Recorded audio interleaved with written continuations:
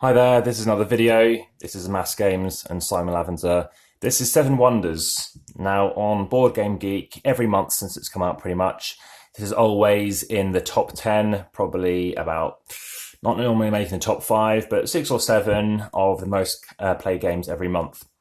It's won numerous awards, 2011 being probably the most prestigious, hence being on the left, and that is the top 10 games voted for by the public, and it finished in first place.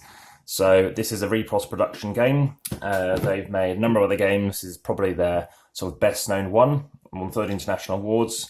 And what we're doing is we're representing different, I guess you might say, civilizations, different things, but crucially it's Seven Wonders that we're representing.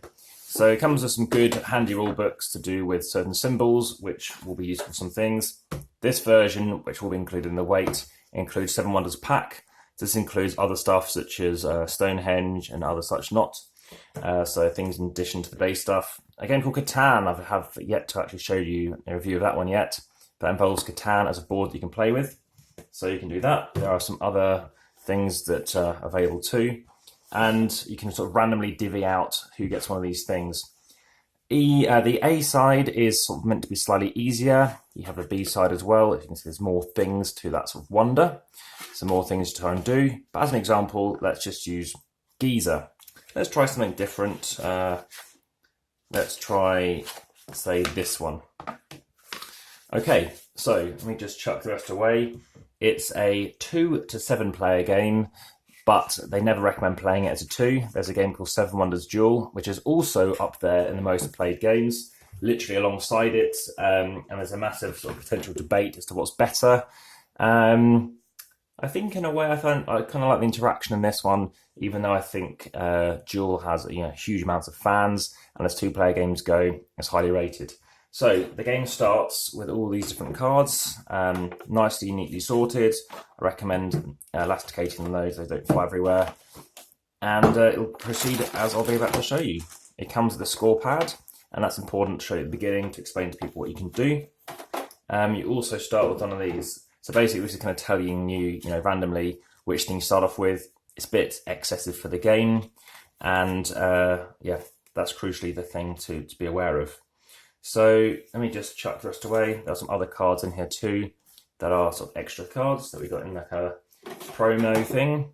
So every player starts with 3 money. It's a game of getting the most victory points. So just say that we're one of these people. Let's not worry about this person, and ideally you'd have an extra character just to show you in place, but just an example like that. So you start off with a level 1 sort of era, and depending on the number of players, you're going to be removing cards indicating what's on there. So just imagine all these are in play. What you then do is you shuffle them and you deal out 7 cards each. So just imagine I've got 1, 2, 3, 4, 5, 6, 7. You'll be passing to your left once you've picked one card. It shows you the direction for Era 1. So we look at them. It's a kind of an engine building game. So I start off with this. I could choose to complete my wonder.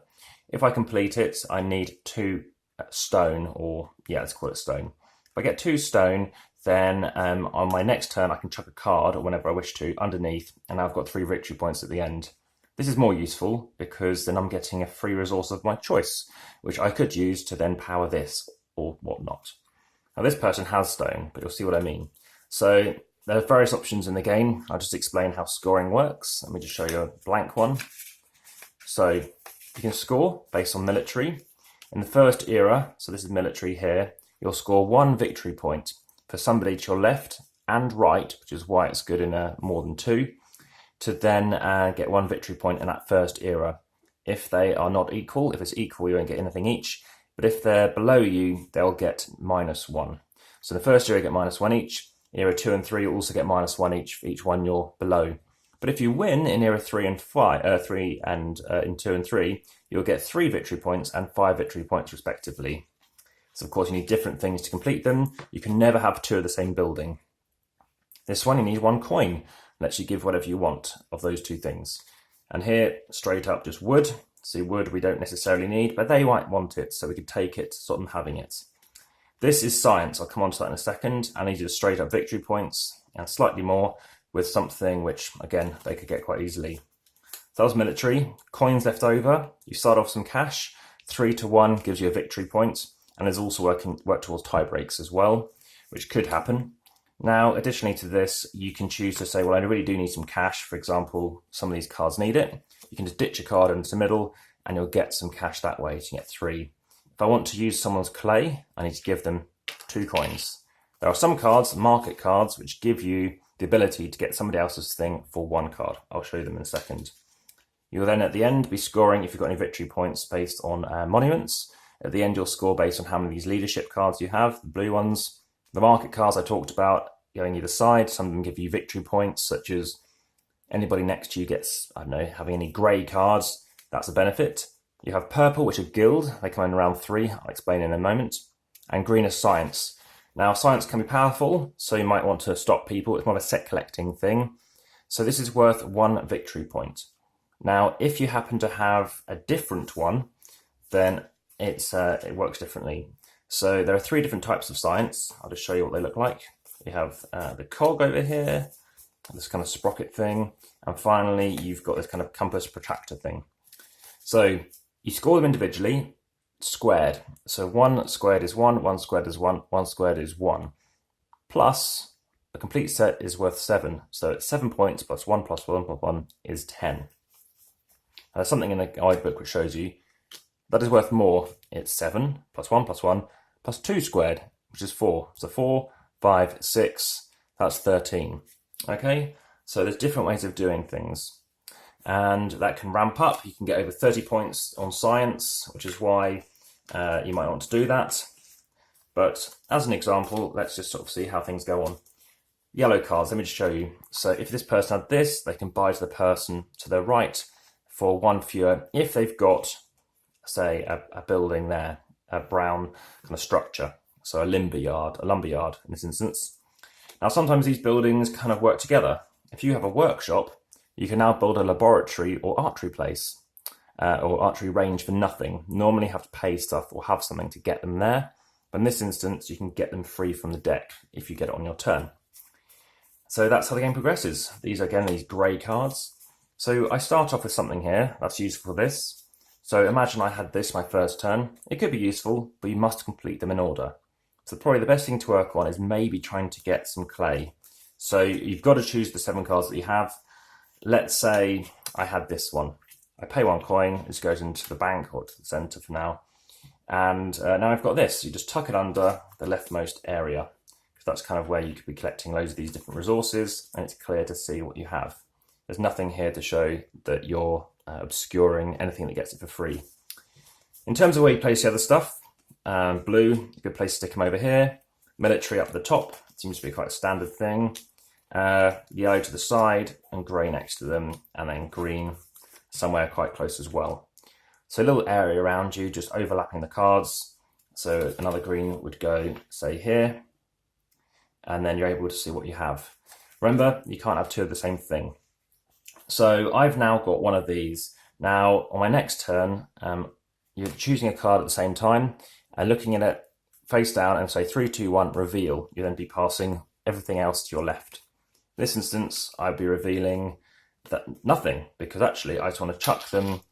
I probably would keep 3 victory points, but I know they need, say, wood later on. So imagine I had something with wood on it, which I know there's at least one of them on here, say that.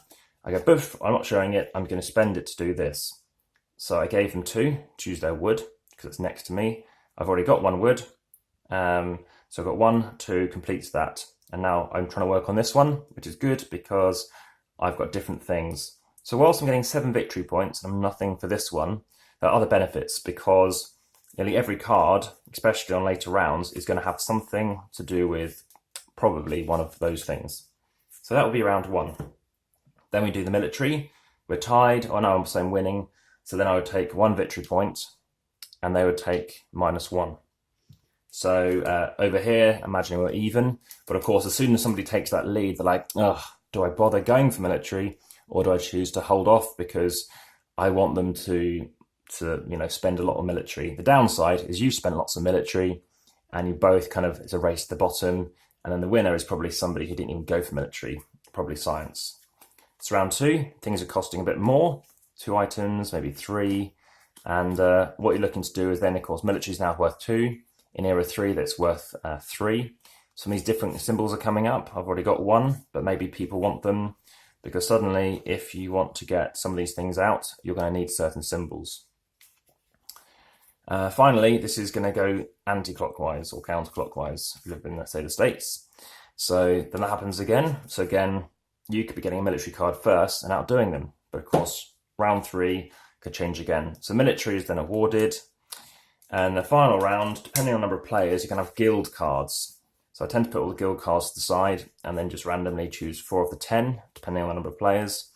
And what you're doing is saying, okay, so if you manage to play this card, as long as you've met the requirements, persons either side of you, so not yourself, will score 1 victory point per blue that they have. So you're trying to maybe focus on that. You get free science. This one gives you, for each grey card your opponents next to you have, your neighbours, 1 green for each side, and a total brown, grey and purple that you have. So this counts as well as one of those purples.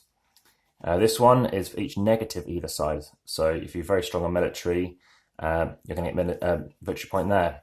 Get loads of points of these, so yeah, maybe don't pass on them. And then you do final scoring. So I think my highest score is 81 or 83. I think then after that it was like 71. It's yeah, it's an interesting game. It only takes half an hour, and the great thing is, regardless of the number of players, it always takes about the same length of time. First time I played it, I happened to win it, but I had no idea really what I was doing, and I had to have lots of help, and people helped me either side, which I think just to sort of explain what could go on. In that instance, I think I remember getting 56 points, and I think I went quite well on science, and it then took me probably at least 7 games before I won it again. I've only played the game about 20 times, maybe a bit more than that now, but also I found that it can be quite addictive. I think once a group and my wife played it 7 times in a day. I think I played it 5 times in that day in particular. They played other things. And as I sometimes like speed games, I've also played 7 Wonders in 8 minutes. And that's 8 and not fewer, because some people were taking time doing their turns. So that's the game. And you get to obviously have the score pad to kind of see how people have got on and how close some of the scores are. So, you know, a score normally something in the 50s could win it for you, but it really depends what people are working on and whether you're trying to stop them or work with them. So, yeah, lots of expansions, very popular game. New things come out, such as Armada. Comes with the tokens. You see some of them are 5s, they're just different sizes as well, which is good. And plenty of cash to keep an eye on. Cash can be important in the game, so keep an eye on that too. Of course, at the end, it's not worth too much. Looking forward to trying out these Wonders packs and yeah, seeing how they go. So yeah, that is 7 Wonders, and hopefully that makes sense. It's obviously a big box, and because of these boards, you can't really slim it down too much. But yeah, if you want a game that is quite an intro game, I highly recommend 7 Wonders. Thank you.